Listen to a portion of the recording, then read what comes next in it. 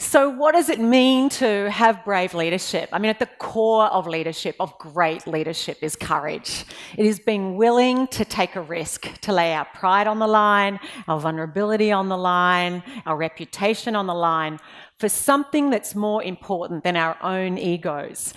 And I'm sure many of you have been following the 12 boys and their coach trapped in the cave in Thailand. I have not turned on the television so much for probably years as I have in the last couple of days. And I was so elated last night to hear they had all been brought out safely, along with those who'd done the rescue. And they are being hailed as heroes. And they are heroes, particularly those men who have gone in to get them all out. And of course, one person did lose their life.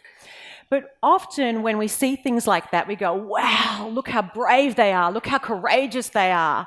Oh, those boys, look what they did. And yet within every single one of us is a capacity to act with courage, to do great things. And we may never find ourselves in a situation, I hope not, that is where our life is on the line. And if we don't push through fear, we will not be able to see another day.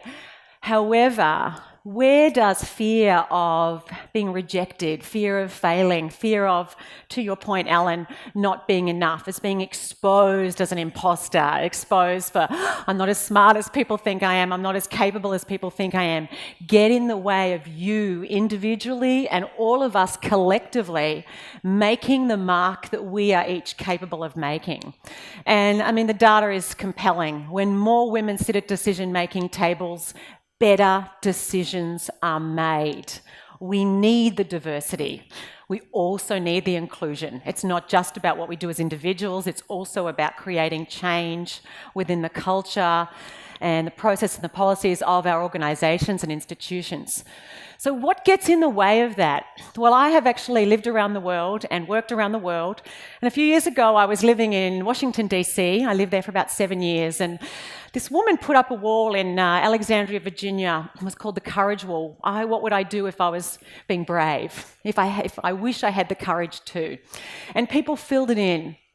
And it quickly, I'd ask her out on a second date, I'd go back to college, I'd quit my job, and so on and so forth. And it's a question I think we all need to ask ourselves. What would you do if you were being brave? Because looking back at the end of our lives, there's a lot of uncertainty in the world, but one thing is certain, we are all going to die. It's not a matter of when, it's a matter of if.